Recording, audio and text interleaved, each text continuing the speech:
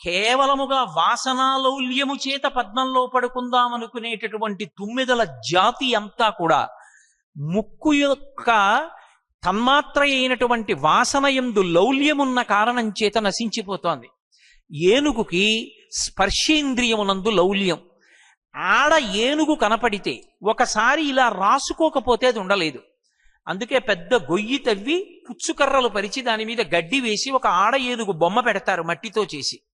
ఆడ ఏనుగు కనపడగానే దాన్ని ఒరుసుకుందామని వచ్చి ఒక్కసారి ఆ ఆడ ఏనుగుకి తన చర్మాన్ని ఇలా ఇలా రుద్దుతుంది. ఆ ఊగడంలో బరువుకి కర్రలు విరిగి గోతిలో పడిపోతుంది. ఇక దానికి ఆహారం పెట్టరు, నీళ్ళు ఇవ్వరు. అది శుష్కించిపోయి నీరస పడిపోతే ఆ పిచ్చి 4 చెరుకు కర్రలు పెట్టినటువంటి వ్యక్తి ఆ అంకుశాన్ని చేత్తో పట్టుకుని కుంభస్థలం మీద పొడుస్తుంటే తలలోంచి వచ్చిన పోటుకి భయపడిపోయి ఆ అంకుశం చూసినా మావటిని చూసినా భయపడిపోయి ఇంత పెద్ద ప్రాణి అతను ఏం చెప్తే చేస్తుంది. అంకుశం అంటే ఎంత భయం అంటే దాని ముందరి 2 కాళ్ల ముందు అంకుశాన్ని పెట్టి మామటి పక్కన కూర్చుంటాడు. తొండం ఇలా ఊపుతుంది, కాళ్ళు వెనక్కి ఆడిస్తుంది తప్ప ముందరి కాలు ఎత్తి మాత్రం అంకుశం మించి బయటికి వెయ్యదు.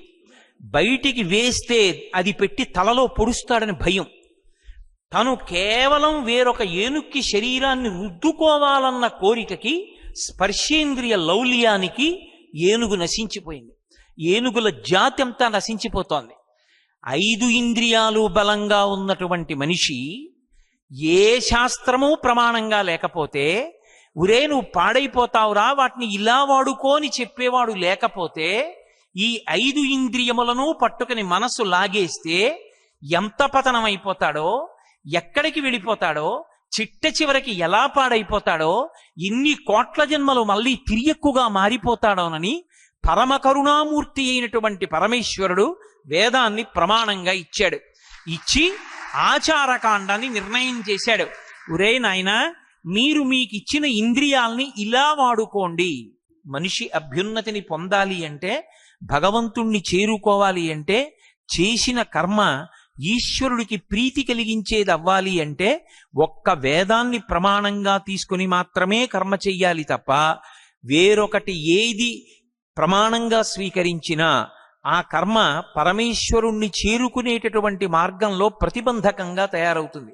అందుకే శంకర భగవత్పాదులు అవతార పరిసమాప్తి చేస్తుంటే శిష్యులు వారి దగ్గరికి వెళ్ళి, మీరు ఇంత పెద్ద వాంగ్మయాన్ని ఇచ్చారు కదా, ఇంత వాంగ్మయాన్ని మేము ఎప్పటికీ చదువుతాం, మీరు సూక్ష్మంగా మేము అనుష్ఠించవలసినటువంటి విషయాన్ని మాకు చెప్పండి అని అడిగితే, జగద్గురువులైనటువంటి శంకర భగవత్పాదులు అవతార పరిసమాప్తి సమయంలో శిష్యులకు అందించినటువంటి సందేశం వేదో నిత్యమధీయతాం తదుదితం కర్మస్వనుష్ఠీయతాం.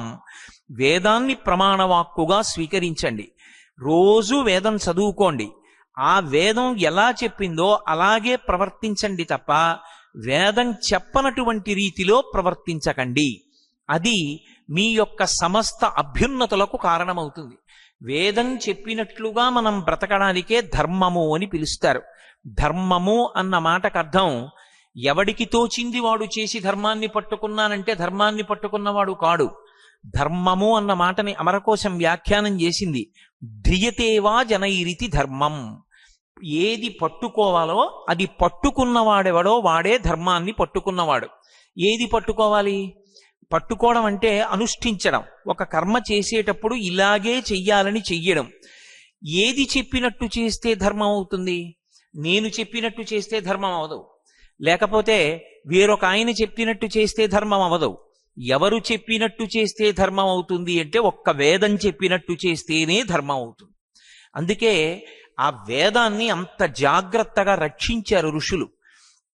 వేదము ఎక్కడ పుస్తకములలో వ్రాయబడి ఇంటి దగ్గర కూర్చుని చదువుకునే అవకాశం ఉండదు. వేదం గురు శిష్యుల మధ్య ప్రబోధ రూపంగా, ప్రవాహ రూపంగా వస్తుంది. అందుకే దానికి శృతి అని పేరు. చెవి ప్రమాణమై ఉంటుంది.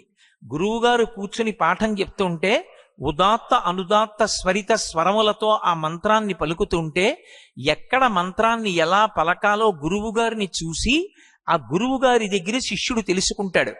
తెలుసుకుని ఆ గురువు ఎలా పలికారో అలాగే శిష్యుడు కూడా పలుకుతూ ఉంటాడు. ఎక్కడా కూడా ఉచ్చారణ యందు కాలగతిలో శతాబ్దములు మారిపోతున్నా సరే వేదమంత్రాలలో ఎక్కడా పొరపాటు రాకుండా ఉండడం కోసం అంత జాగ్రత్త ప్రమాణవాక్యంలో తీసుకున్నటువంటి ధర్మం ఏదైనా ఉంటే, విశ్వాసం ఏదైనా ఉంటే సనాతన ధర్మం ఒక్కటే. అందుకే వేదం నేర్చుకోవడం అంటే అదొక పరమ పవిత్రమైనటువంటి కర్మ. విద్యాస్థానము అని పిలిచారు వేదాన్ని. ఏది తెలుసుకున్న తరువాత మనుష్యుడు వేరొకటి తెలుసుకోక్కర్లేదు, ఏది తెలుసుకోవడం వల్ల జీవితం పండిపోతుందో దానికే వేదమని పేరు. వేదమునకుండేటటువంటి శక్తి ఎటువంటిది అంటే, సాధారణంగా ఒక మంత్రం విస్ఫోటన శక్తిని విశేషంగా కల్పించాలి అంటే పెదవులు కూడా కదపకుండా లోపల జపం చేస్తే ఎక్కువ ఫలితం వస్తుంది. కానీ వేదమంత్రాలకి సంబంధించినంత వరకు ఎంత పైకి ఎంత బిగ్గరగా చదివితే అంత గొప్ప శక్తి వస్తుంది. వేద మంత్రములను విన్నంత మాత్రం చేత ఆ వేద మంత్రముల యొక్క స్వరం, ఆ శబ్దశక్తి వాతావరణంలో ప్రవేశించినంత మాత్రం చేత చెట్లు కూడా విశేషంగా పుష్పిస్తాయని, బాగా పళ్ళు పండుతాయని, కాయలు కాస్తాయని, ఆవులు పాలిస్తాయని, లోకమంతా శాంతి పొందుతుంది అని మనకి ఋషులు దాన్ని స్థిరీకరించారు. సామవేదం అని ఇప్పుడే మహాపురుషులు వారు చదివారు. దాని పేరే సామవేదం. సామ అంటే శాంతి అని. అది దీర్ఘస్వరంతో ఉంటుంది.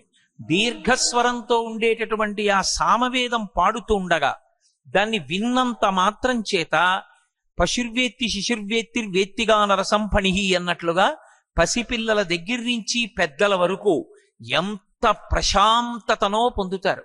ఇందాక వారొక్క 5 నిమిషాల సేపు చదివారంతే. కానీ ఆ 5 నిమిషాలలో వచ్చినటువంటి శబ్ద తరంగములు సమస్త ఉద్వేగములను అణచి, పొంగుతున్న పాల మీద నీళ్లు పడితే పాలు ఎలా కిందకి వెళ్ళిపోతాయో అలా మనలో ఉండేటటువంటి ఉద్వేగాలను అణచి సమస్తమైన భూతములయందు శాంతిని కల్పించగలిగినటువంటి దీర్ఘస్వరంతో కూడుకున్నటువంటి మంత్రభాగం సామవేదం. వేదానాం సామవేదోస్మి అంటాడు భగవానుడు. వేదములలో సామవేదాన్ని నేనే అంటాడు.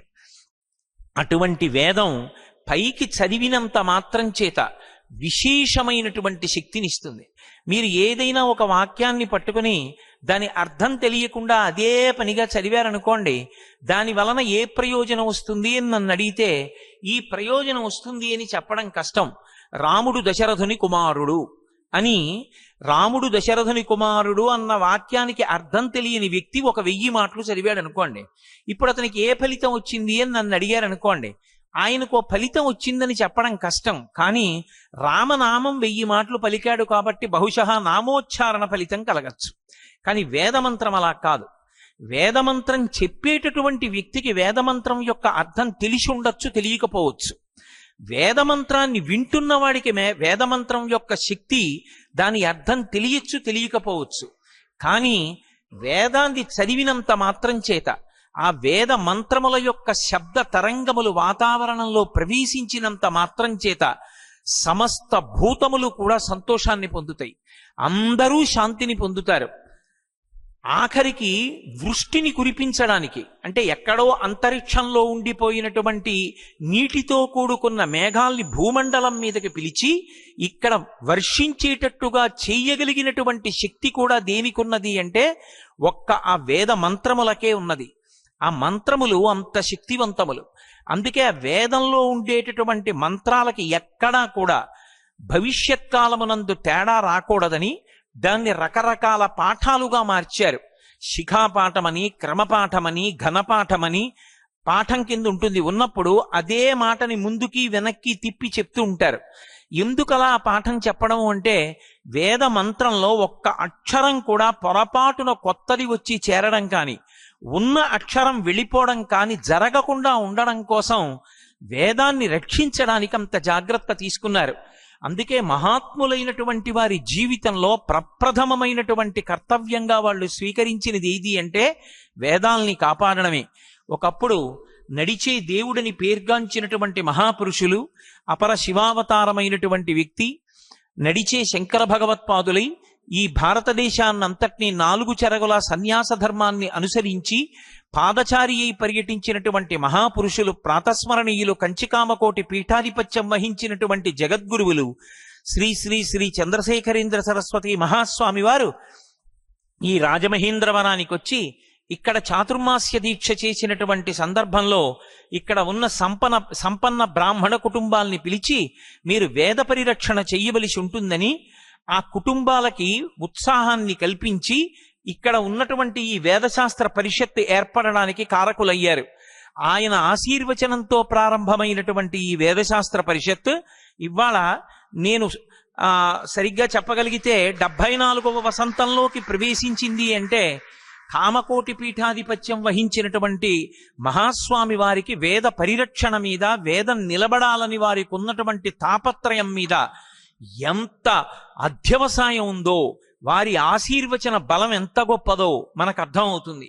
కాబట్టి ఆ వేద మంత్రాలు వింటే చాలు. అందుకే మహాస్వామి ఎప్పుడూ ఒక మాట చెప్పేవారు, మీకు వేదం వచ్చా రాదా పక్కన పెట్టండి, మీకు వేదమంత్రం చదివినప్పుడు అర్థం అవుతుందా అవదా పక్కన పెట్టండి, వేదం చదువుకున్నవారు కనపడినప్పుడు కనీసం 2 చేతులెత్తి నమస్కరించడం నేర్చుకోండి.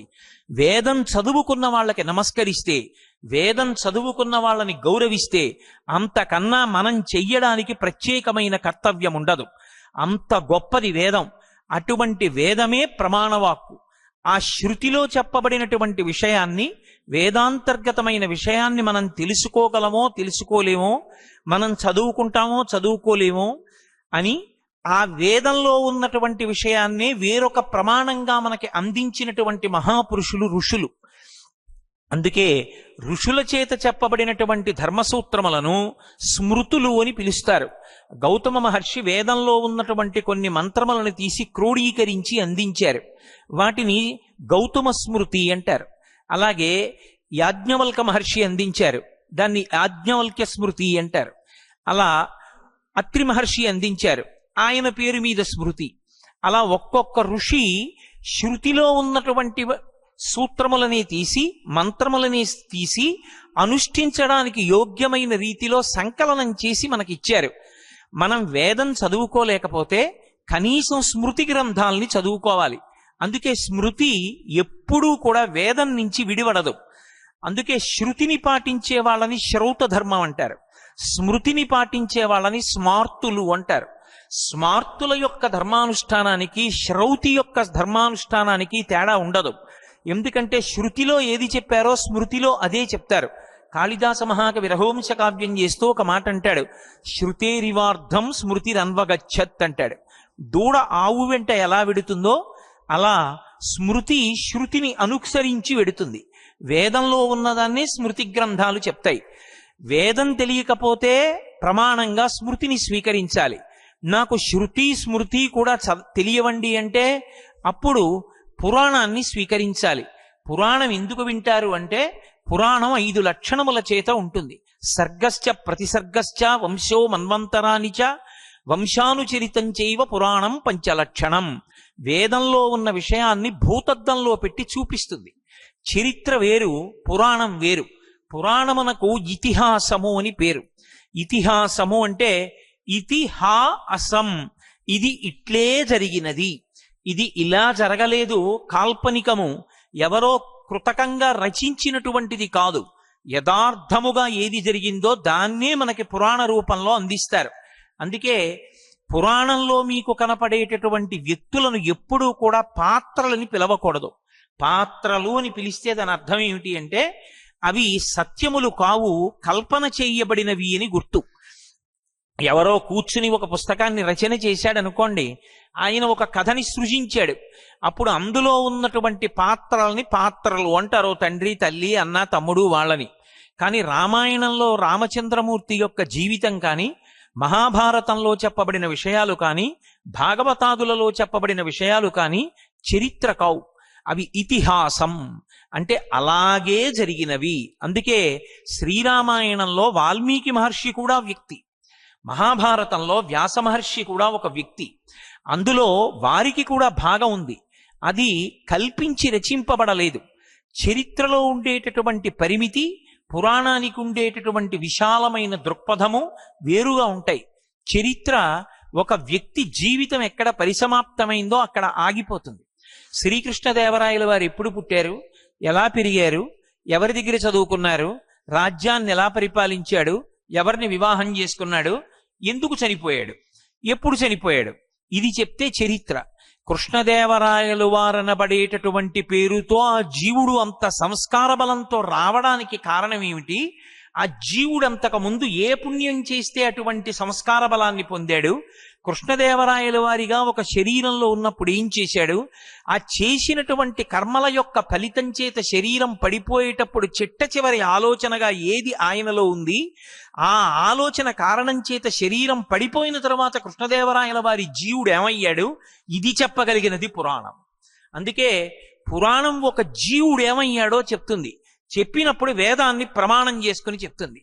వేదాన్ని ప్రమాణం చేసుకుని పురాణం మాట్లాడితే పురాణాన్ని విన్నా పురాణాన్ని చదివినా వేదాన్ని భూతద్దంలో పెట్టి చూపించింది కనుక మనం పట్టుకోకూడనివి పట్టుకుంటే ఇలా పాడైపోతాం, ఏది పట్టుకోవాలో అది పట్టుకుంటే మనం బాగుపడతామని మనకి ఆ పురాణ శ్రవణము వలన బుద్ధి అధ్యవసాయమును పొంది జీవించవలసినటువంటి రీతిలో జీవించి మనుష్య శరీరాన్ని సార్థక్యం చేసుకునేటటువంటి అవకాశం కలుగుతుంది. అందుకే శృతి, స్మృతి, పురాణము ఈ మూడు ప్రమాణవాక్కులు. ఈ మూడు కూడా తెలియకపోతే, ఈ మూడు కూడా లేకపోతే ఈ లేకపోవడం అన్నది ఉండదు.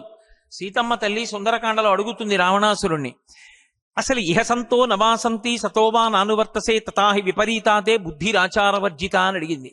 ఇక్కడ చెప్పేవాడు లేడా, చెప్పినా వినవా, ఎక్కడుంది దోషం అని అడిగింది ఆవిడ. చెప్పేవాళ్ళు లేకపోవడం అన్నది ఉండదు లోకంలో. చెప్పేవాణ్ణి పరమేశ్వరుడు ఎప్పుడూ ఉంచుతాడు, కాలమునందు వస్తూ ఉంటారు.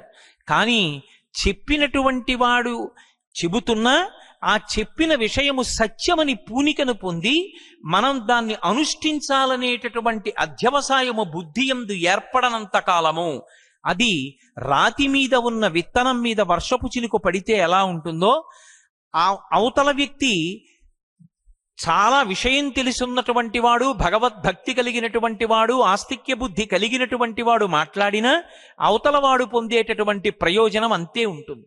రామకృష్ణ పరమహంస అంటుండేవారు, ఒక మేకు దిగాలి అంటే గోడకి ఒక గుల్లబారుతనం ఉండాలి, ఉంటేనే ఆ మేకు దిగుతుంది, లేకపోతే ఆ మేకు దిగదు. అలాగే అసలు మొట్టమొదట ఆ శాస్త్రమును ప్రమాణంగా స్వీకరించి వినాలనేటటువంటి స్థిరమైన బుద్ధి ఉండాలి. ఆ బుద్ధి లేనంత కాలం మహాత్ములు కాదు, పెద్దలు కాదు, ఎంతమంది ఎన్ని చెప్పినా దాని వలన విన్నటువంటి వాడికి ఏం ప్రయోజనం కలుగుతుంది అంటే చెప్పడం చాలా చాలా కష్టం. ఎందుచేత అంటే మీరు ఒకటి ఆలోచించండి, శోభానాయుడు గారు వచ్చి ఈ వేదిక మీద నృత్యం చేశారనుకోండి, నృత్యం అంతా చూసి మీరు ఇంటికి వెళ్ళిపోయి అబ్బా ఎంత బాగా నాట్యం చేసిందే మహాతల్లి అని భార్యతో చెప్తే సరిపోతుంది.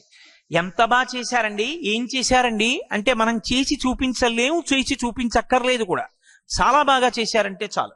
కానీ మన జీవితానికి అభ్యున్నతిని కల్పించేటటువంటి ప్రమాణవాక్కులకు సంబంధించిన వ్యాఖ్యానములతో కూడిన ప్రసంగములు విన్నప్పుడు మీరు చాలా బాగా చెప్పారని కితాబులు ఇవ్వడానికి ఆ ప్రసంగాలు కావు. అవి దేనికి పనికొస్తాయంటే వాటిని ప్రమాణంగా తీసుకుని మన జీవితంలో అనుష్ఠాన పర్యంతంలోకి తెచ్చుకోవడానికి వాడుకోవాలి తప్ప బాగా చెప్పారన్న కితాబు అవతల వారికి ఇవ్వడం కోసం అవి ఉపయోగపడేవి కావు. అందుకే అవి చెప్పేటప్పుడు వాగ్ధార ఎంత గొప్పగా ఉంటుందన్న దానితో సంబంధం లేదు. ఎంత ఆగి ఆగి చెప్పినా గంభీరంగా ఉన్న విషయాన్ని సత్యాన్ని ప్రమాణంగా తీసుకుని చెప్పగలిగినటువంటి వ్యక్తి అయి ఉన్నప్పుడు అటువంటి వ్యక్తిగా మాట్లాడడమే చాలు. అది మనకి శిరసా అవధరించవలసినటువంటి విషయం అవుతుంది. అందుకే శృతి, స్మృతి, పురాణము ఈ మూడు కూడా మనకి అందుబాటులో లేకపోతే అప్పుడు శిష్టాచారం. శిష్టాచారం అంటే సమాజంలో పెద్దలైనటువంటి వారు ఎవరుంటారో, ఎవరు శాస్త్రాన్ని ప్రమాణంగా తీసుకుని ఆచరిస్తారో అటువంటి వారిని చూసి వారు ఎలా ప్రవర్తిస్తున్నారో మనం కూడా అలాగే ప్రవర్తించాలి. అప్పుడు శిష్టాచారము ప్రమాణవాక్కు. పరమ అధమపక్షమైనటువంటి ప్రమాణం ఏది అంటే 5వది పరమ అధమపక్షం.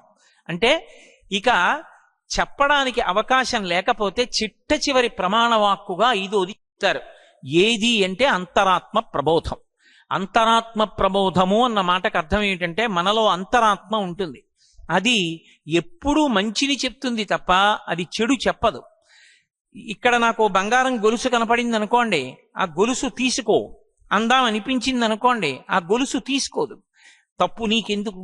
ఆ గొలుసు నీకు సంబంధించినది కాదు. అది తీసుకుని ఎంత పాపం మూట కట్టుకుంటావు? తీయకు, దాన్ని తీసి నీ జేబులో వేసుకోకంటుంది. అంతరాత్మ ప్రబోధాన్ని ఇక 4 ప్రమాణములు సమాజంలో దొరకకపోతే, లుప్తమైపోతే 5వ దాన్ని ప్రమాణంగా స్వీకరించమని వేదం. కానీ ఇవాళ కలియుగ ప్రభావం ఎలా వచ్చిందంటే, వేదాన్ని ప్రమాణంగా కానీ, స్మృతిని ప్రమాణంగా కానీ, పురాణాన్ని ప్రమాణంగా కానీ, శిష్టాచారాన్ని ప్రమాణంగా కానీ చెప్పడం మానేసి అంతరాత్మ ప్రబోధాన్ని ప్రమాణంగా స్వీకరించి పదవీ స్వీకార ప్రమాణాలు కూడా అవుతున్నాయి. అంటే ఎంత అధమ స్థాయిలోకి మనం యుగధర్మంలో జారిపోయామో మనకు అర్థం అవుతుంది. ఏది మనకి ప్రమాణము అంటే వేదము ప్రమాణం. వేదాన్ని ప్రమాణంగా తీసుకుని మాత్రమే మనం జీవించవలసి ఉంటుంది. ఇక్కడ మీరు ఒక్క విషయాన్ని కొంచెం జాగ్రత్తగా గమనించవలసి ఉంటుంది. ఈ వేదాన్నంతటినీ కూడా నిజానికి ఏ ఒక్కరూ చదవడం సాధ్యం కాదు. ఎందుచేతనే అంటే అనంతో వై వేదాహ, వేదములు పెద్ద రాశి కింద పడిపోయాయి. శ్రీరామాయణంలో భరద్వాజ మహర్షి 100 సంవత్సరముల ఆయుర్దాయం ఇవ్వమని బ్రహ్మగారిని అనేక పర్యాయములు అడిగినప్పటికీ ఆయన ఎంత వేదం చదివినా ఇంకొక 100 ఏళ్ళు ఇమ్మన్నాడు. బ్రహ్మగారు అన్నారు, నీకు ఇన్ని 100 ఆయుర్దాయం ఇచ్చాను, నువ్వు చదివినదెంతో చూపిస్తున్నాను చూడమన్నాడు. ఒక ఇసుక రేణువు. నువ్వు చదవవలసినది చూపిస్తానన్నాడు, పర్వతం అంతుంది. అనంతో వై వేదాహ, అంత వేదాన్ని కలియుగంలో ఉండేటటువంటి వాళ్ళ ఆయుర్దాయం చూస్తే 100 సంవత్సరాలు.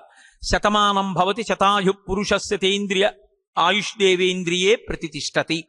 ఎక్కడో మహానుభావులు పరమధర్మాత్ములు నాదోపాసన చేసినటువంటి శ్రీపాద పినాకపాణి గారి వంటి వారైతే 100 సంవత్సరములు ఉంటున్నారేమో. 100 సంవత్సరములు పరిపూర్ణాయుర్దాయాన్ని పొంది కణజాలం విచ్ఛిన్నమైపోకుండా విషయాలు జ్ఞాపకంలో ఉండి ఇంకా భగవంతుడి గురించి విచారణ చెయ్యగలిగినటువంటి దక్షతతో కూడుకున్న శరీరములు 100 సంవత్సరములు వచ్చినా ఎక్కడున్నాయి? లేవు. కామకోటి పీఠాధిపత్యం వహించిన మహాపురుషుల పరమాచార్య స్వామి 96వ సంవత్సరంలో కూడా సన్యాస ధర్మాన్ని అనుసరించి ఆ ఎదురుగుండా వెడుతున్నటువంటి ఒక రిక్షా బండిని చేత్తో పట్టుకుని కాలినడకన భారతదేశం అంతా తిరిగి కామకోటి పీఠాన్ని చేరుకుని ఇక నేను పీఠంలో ఉండిపోతానని సంకల్పం చేసి కామకోటి పీఠం దగ్గరికి వచ్చి రిక్షా విడిచిపెట్టారు. చక్రం విరిగిపోయింది. అంటే ఇక నువ్వు బహుశా పర్యటించవని చెప్పిందో ఏమో ఆ ఈశ్వరవాక్కు. ఆ తరువాత ఆయన పీఠంలో ఉండిపోయారు. ఆయన 99 ఏళ్లు పూర్తయిన తర్వాత కూడా ఇప్పటికీ మాకు తెలుసు, మా గోపాలకృష్ణ గారికి తెలుసు, హైదరాబాద్లో ఉన్నారు, Andhra bank chief general manager చేసి రాజుగారని. ఆయన అలా వెడుతుంటే మౌనంలో మహాస్వామి కూర్చుని ఉన్నారు. దూరం నుంచి పంపిస్తున్నారు చూసేవాళ్ళని. ఆయన ఇలా కళ్ళెత్తి చూసి ఇలా అన్నారు. ఆ గబగబా వెళ్ళాడు ఆ వ్యక్తి లోపల. ఆయన రాజుగారిని తీసుకెళ్లారు. ఇదేమి నన్ను పిలిచారని ఆయన తెల్లబోయారు. ఆయన అంత దూరం నుంచి చూసి, మీ నాన్నగారు సన్యసించారు, నువ్వు ఒక సన్యాసి కుమారుడవు కాబట్టి నువ్వు పీఠంలో భోజనం చేసి వెళ్ళు, భోజనం చేయకుండా వెళ్ళకన్నారు. 100 సంవత్సరముల వయస్సు వచ్చిన తరువాత కూడా అలా చూసేటప్పటికి చెప్పగలిగినటువంటి దైవశక్తితో ఉండేవారు. అది వారి అనుష్ఠాన బలం, వారి ధార్మిక శక్తి. అటువంటి స్థితిని అందరం పొంది ఉండలేం. అందుకే అనంతమైనటువంటి వేదరాశిని మనం చదవలేమని మహానుభావుడైనటువంటి శ్రీమన్నారాయణుడు వ్యాసుడిగా అవతారాన్ని స్వీకరించి కలియుగంలో ఉండేటటువంటి జనుల యొక్క ఆయుర్దాయాన్ని, వాళ్ళ యొక్క జీవితంలో ఉండేటటువంటి పరిమితుల్ని దృష్టిలో పెట్టుకున్నాడు. అలసులు మందబుద్ధియుతులు అల్పతరాయువులు ఉగ్రరోగ సంకలితులు మందభాగ్యులు సుకర్మములెవ్వియు చెయ్యజాలరీ కలియుగమందు మానవులు కావున ఎయ్యిది సర్వసౌఖ్యమయ్యలవడు ఎమిటంబడము ఆత్మకు శాంతి మునీంద్ర చెప్పవే అంటాడు సుఖబ్రహ్మ. అలసత్వంతో, తమోగుణంతో, అల్పాయుర్దాయంతో, ఉగ్రమైనటువంటి వ్యాధులతో, తక్కువ ఐశ్వర్యంతో, లోభగుణంతో, పుణ్యకర్మాచరణమునందు అనురక్తి లేకుండా ఉన్న బుద్ధితో కలియుగమునందు మనుష్యులుంటే అటువంటి వాళ్ళు వేదాన్నంతటినీ చదవలేరని ఆ వేదాన్ని విభాగం చేసిన మహానుభావుడు వ్యాసుడు. అందుకే మహాస్వామి ఎప్పుడూ ఒక మాట చెప్తుండేవారు, ఎక్కడ వేదశాస్త్ర పరిషత్తు సమావేశం పెట్టినా వ్యాసుని యొక్క మూర్తి లేకుండా, వ్యాసుని చిత్రపటం లేకుండా వేదశాస్త్ర పరిషత్తు నిర్వహించవద్దు అని చెప్తుండేవారు. కలియుగంలో వేద విభాగం చేసిన మహానుభావుడు వ్యాసుడు. ఆయన వేదాన్ని ఋగ్వేదము, యజుర్వేదము, సామవేదము, అథర్వణ వేదము అని 4గా విభాగం చేశాడు. రుక్కులన్నీ స్తోత్రాలు. అవి సూక్త రూపములై అగ్ని మంత్రంతో ప్రారంభమై దేవతలని స్తుతి చేసేటటువంటి పాఠాలుగా ఉంటాయి. యజ్ అన్న మాటకు అర్థమే ఆరాధన. శ్రీరామాయణంలో హనుమ రామచంద్రమూర్తి గురించి మాట్లాడుతూ యజుర్వేద వినీతశ్చ వేదవిద్భి సుపూజిత ధనుర్వేదే చ వేదేషు వేదాంగేషు చ నిష్ఠిత అంటాడు. యజుర్వేదము అంటే అనుష్ఠానానికి పనికొస్తుంది. ఋగ్వేదంలో ఉండేటటువంటి సూక్తాల్ని మంత్రాల్ని తీసుకుని యజమాని యొక్క కామ్యాన్ని తీర్చడానికి దేవతలను ఏ రకంగా ఆరాధన చెయ్యవచ్చు, యజ్ఞంలో హోమ ప్రక్రియ ఎలా నిర్వహణ చెయ్యవచ్చు, ఆ మంత్రములతో సంకలనం చేసి హవిస్సు ఇచ్చి ప్రీతి పొందిన దేవతల యొక్క అనుగ్రహం చేత ఎలా అభ్యున్నతిని పొందవచ్చన్న విషయాన్ని మనకి వివరణ చేసేటటువంటి వేదం యజుర్వేదం. ఆ యజుర్వేదం అంత గొప్ప శక్తిని పొందడానికి కారణం ఆ యజుర్వేదంలో శ్రీరుద్రం ఉండడం. ఆ శ్రీరుద్రం అందరికీ శాంతిని కల్పించడానికి, లోకం చల్లబడడానికి అది కారణమై ఉన్నది. ఇప్పటికీ ఆ శ్రీరుద్రాన్ని జపం చేస్తారు, శ్రీరుద్రంతోటే హోమం చేస్తారు, శ్రీరుద్రంతోటే పూజ చేస్తారు, శ్రీరుద్రంతోటే అభిషేకం చేస్తారు. ఆ శ్రీరుద్ర మంత్ర భాగం ఉన్నటువంటిది యజుర్వేదం. 3వది సామవేదం.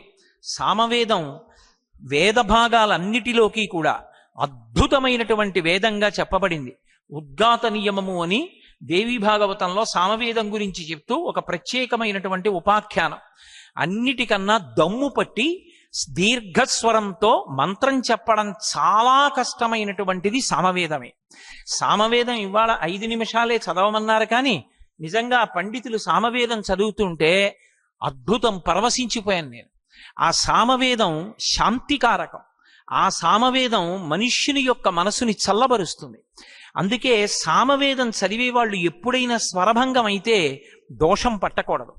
దోషం పట్టిన కారణం చేత ఉద్గాత గోభిలుడు శపించాడు ఆ యజమానిని. మూర్ఖుడైనటువంటి కొడుకు పుట్టాడు. అంటే సామవేదం ఎంత కష్టమో, సామవేదం నేర్చుకోవడం అంటే ఎంత దిట్ట అయినటువంటి వ్యక్తి అయి ఉండాలో, సామవేదం చదివేటటువంటి వ్యక్తి కనపడితే 2 చేతులెత్తి మనం ఎందుకు నమస్కారం చెయ్యాలో మనకు అర్థమవుతుంది. 4వది అథర్వణ వేదం. అథర్వ వేదము అంటారు. అథర్వణుడన్న ఋషి యొక్క ఆధారంగా వచ్చింది. అథర్వణ వేదం చదువుకునేటటువంటి వాళ్ళు మళ్ళీ ఉపనయనం చేసుకుంటూ ఉంటారు. ఎందుకనంటే గాయత్రి మహామంత్రంలో ఉండేటటువంటి 3 పాదాలు ఋగ్వేదము, సామవేదము, యజుర్వేదములకు సంబంధించినవి. అథర్వ వేదానికి గాయత్రి వేరు. అందుకే వేరు ఉపనయనం చేసుకుంటే తప్ప అథర్వణ వేదాన్ని చదవరు. అంత 4గా వేదాన్ని విభాగం చేసి జైమిని, పైలుడు, సుమంతుడు, వైశంపాయనుడు అనబడేటటువంటి 4 మహర్షుల్ని పిలిచి తన శిష్యులకి 4 వేదాల్ని అప్పచెప్పి ఆ వేదములు స్వరబద్ధంగా శిష్యులకు ప్రబోధం చేయబడుతూ లోకంలో వ్యాప్తి చెందేటట్టుగా అనుగ్రహించినటువంటి మహానుభావుడు వ్యాసుడు. వేద విభాగం చేశాడు కాబట్టి ఆయనకి వేదవ్యాసుడు అని పేరొచ్చింది. ఆ వేదం ఒక్కదాన్ని మనం అందుకోలేమేమోనని మళ్ళీ 18 పురాణములను ఇచ్చి పంచమ వేదమైనటువంటి భారతాన్ని కూడా ఇచ్చినటువంటి వాడు వ్యాస భగవానుడు. అటువంటి వ్యాసుడికి నమస్కరించి వేదశాస్త్ర పరిషత్తుని ప్రారంభం చేసి ఆయన మూర్తిని పెట్టుకుని నమస్కరిస్తారు. ఆ వ్యాసుడికి నమస్కరించడానికే ఏడాదికొకసారి తప్పకుండా ఆషాఢ మాసంలో వచ్చేటటువంటి పౌర్ణమిని గురు పౌర్ణమి అన్న పేరుతో వ్యాస పౌర్ణమి అని వ్యాస భగవానుడి రూపంలో గురువులకి నమస్కరించడం సంప్రదాయంగా వస్తున్నటువంటి ఆ తిథి. అంటే వ్యాసుడు అంత సమున్నతమైన స్థానంలో కూర్చుని ఉంటాడు. వ్యాసోచ్ఛిష్టం జగత్సర్వం. ఈ లోకంలో ఉన్న వాంగ్మయం అంతా కూడా వ్యాసుని యొక్క ఉచ్ఛిష్టం. వ్యాసుడు లేనినాడు అసలు ఇంత వాంగ్మయం లేదు. సరే, ఈ ప్రసంగాన్ని ప్రారంభం చేసే ముందు నా ప్రక్కన కూర్చున్నటువంటి ఆధ్యక్షం వహించినటువంటి పెద్దలు ధర్మం గురించి 2 మాటలు ప్రస్తావించారు. ధర్మము అనేటటువంటి దాన్ని తెలుసుకోవడానికి ప్రమాణము వేదం ఒక్కటే అని నేను మీతో మనవి చేశాను. ఆ వేదం చదువుకోకపోతే స్మృతి, పురాణము, శిష్టాచారము, అంతరాత్మ అని. ఇందులో అసలు ధర్మము అనేటటువంటి మాటని జాగ్రత్తగా అర్థం చేసుకోవాలి. ధర్మము అన్న మాట జాగ్రత్తగా అర్థం కానంత కాలము అయోమయావస్థలో కొట్టుమిట్టాడుతుంటాడు. ధర్మము అన్న మాటని అర్థం చేసుకోవడము అంటే భగవంతుడు ఎలా చెప్పాడో అలా జీవించడానికే ధార్మికమైన జీవితము అంటారు. భగవంతుడు చెప్పినట్టు జీవించడం అన్న మాట ఎందుకు వస్తుంది అసలు? ఏమి బుద్ధినిచ్చిన వాడు నీ ఇష్టం వచ్చినట్లు ప్రవర్తించని ఎందుకు అనకూడదు? మీరొక్కటి ఆలోచించండి. నా కొడుక్కి ఫీజు నేనే కడతాను, నా కొడుకుని ఒక కాలేజీలో నేనే చేర్పించాను, వాడికి పుస్తకాలు నేనే కొనిచ్చాను. కానీ వాడికి 100 రూపాయలు జేబులో పెట్టి, ఒరే నువ్వు కాలేజీ నుంచి వచ్చేటప్పుడు ఎప్పుడైనా ఇబ్బంది ఏర్పడితే, హఠాత్తుగా నీకు ఏ బస్సు దొరకకపోతే ఏం బెంగ పెట్టుకోకు, 100 రూపాయలు ఇచ్చి ఆటోలో వచ్చి, లేదా నువ్వు పట్టుకెళ్ళినటువంటి క్యారేజీలో అన్నం తింటూ ఉండగా గిన్నె నీ చేయి తగిలి కింద పడిపోతే ఆకలితో ఉండకు, ఓ 20 రూపాయలు పెట్టి నీకు కావలసింది ఏదైనా తిను, పండో ఫలమో కొనుక్కుని అని నేను 100 రూపాయలు ఇచ్చాను. 100 రూపాయలు వాడికి ఇచ్చినప్పుడు ఆ 100 రూపాయలు వాడు ఎలా ఖర్చు పెట్టాలో కూడా నేను చెప్పాను. ఒకవేళ నేను చెప్పినట్టు వాడు ఖర్చు పెట్టకపోయి ఉండి ఉండవచ్చు, కానీ అది వాడు చేసింది మాత్రం ధార్మికమైన పద్ధతిలోనే, అది ఎక్కడ చెడు పని కొరకు కాదు అని నేను అనుకున్నాను అనుకోండి, అప్పుడు నేను వాడిని తప్పు పట్టను.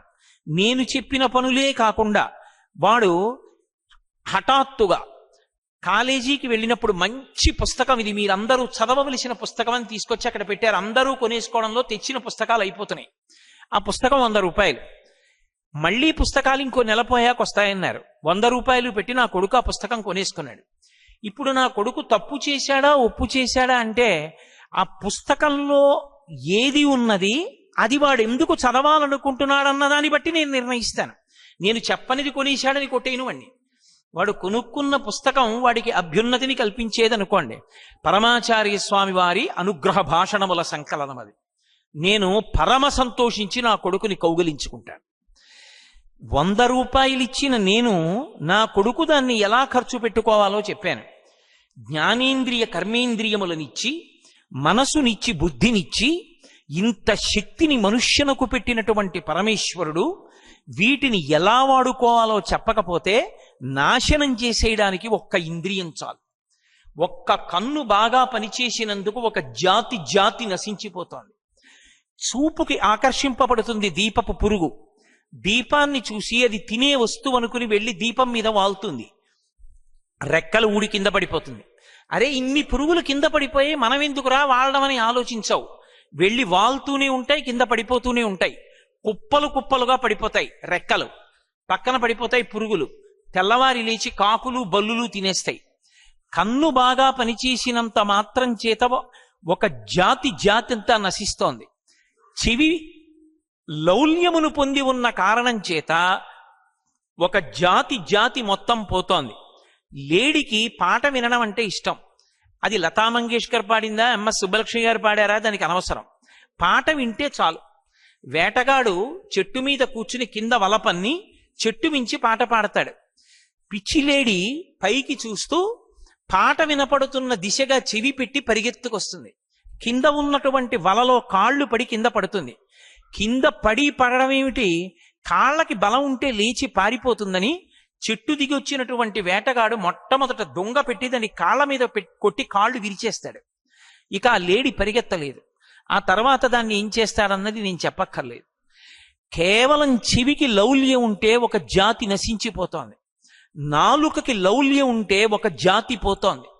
చాప కడుపు నిండా ఉన్నా సరే, చాప నీటి అడుగు భాగం నుంచి వెళ్ళిపోతుంటే ఒక చిన్న సూదిని ఉంచి దానికి ఎరపెట్టి వానపాముని కోసి ముక్క తొడిగి పైన పేకబెత్తం పెట్టి కర్రకి తాడు కట్టి లోపల వదులుతాడు చాపని పట్టేవాడు.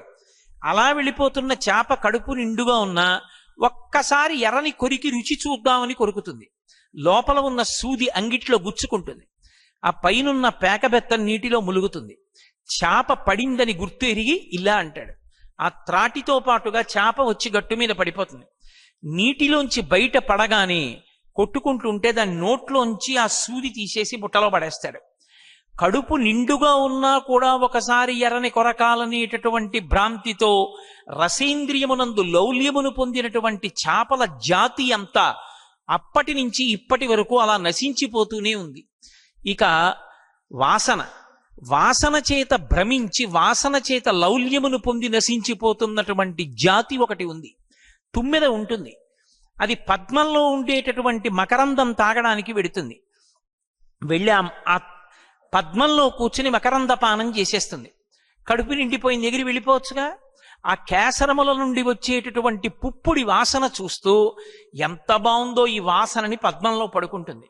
కడుపు నిండా తేనె తాగిందేమో, తేనెకి మత్తెక్కించే గుణం ఉంటుంది, నిద్ర పట్టేస్తుంది. సాయంకాలం అవగానే పద్మానికి ముడుచుకునే లక్షణం ఉంటుంది, చంద్రోదయానికి ముడుచుకుంటుంది. ముడుచుకుంది కాబట్టి ఇప్పుడు అందులో ఉన్నటువంటి తుమ్మెదకి పైకి రావడం చేత కాక కొట్టుకుంటుంటుంది. సాయంకాలం అయితే నీళ్లు తాగడానికి ఏనుగులు వస్తాయి. వచ్చి సరోవరంలో ఉన్న పద్మం యొక్క తూడు తమ తొండంతో పెరికి బయట పారేసి తమ కాలితో తొక్కుతాయి. తొక్కినప్పుడు లోపల ఉన్నటువంటి తుమ్మెద ఏనుగు యొక్క పాద తాకిడికి మరణిస్తుంది. అంటే కేవలముగా వాసనాలౌల్యము చేత పద్మంలో పడుకుందామనుకునేటటువంటి తుమ్మెదల జాతి అంతా కూడా ముక్కు యొక్క తన్మాత్ర అయినటువంటి వాసన యందు లౌల్యమున్న కారణం చేత నశించిపోతోంది. ఏనుగుకి స్పర్శేంద్రియమునందు లౌల్యం. ఆడ ఏనుగు కనపడితే ఒకసారి ఇలా రాసుకోకపోతే అది ఉండలేదు. అందుకే పెద్ద గొయ్యి తవ్వి పుచ్చుకర్రలు పరిచి దాని మీద గడ్డి వేసి ఒక ఆడ ఏనుగు బొమ్మ పెడతారు మట్టితో చేసి. ఆడ ఏనుగు కనపడగానే దాన్ని ఒరుసుకుందామని వచ్చి ఒక్కసారి ఆ ఆడ ఏనుగుకి తన చర్మాన్ని ఇలా ఇలా రుద్దుతుంది. ఆ ఊగడంలో బరువుకి కర్రలు విరిగి గోతిలో పడిపోతుంది. ఇక దానికి ఆహారం పెట్టరు, నీళ్ళు ఇవ్వరు. అది శుష్కించిపోయి నీరస పడిపోతే ఆ పిచ్చి 4 చెరుకు కర్రలు పెట్టినటువంటి వ్యక్తి ఆ అంకుశాన్ని చేత్తో పట్టుకుని కుంభస్థలం మీద పొడుస్తుంటే తలలోంచి వచ్చిన పోటుకి భయపడిపోయి ఆ అంకుశం చూసినా మావటిని చూసినా భయపడిపోయి ఇంత పెద్ద ప్రాణి అతను ఏం చెప్తే చేస్తుంది.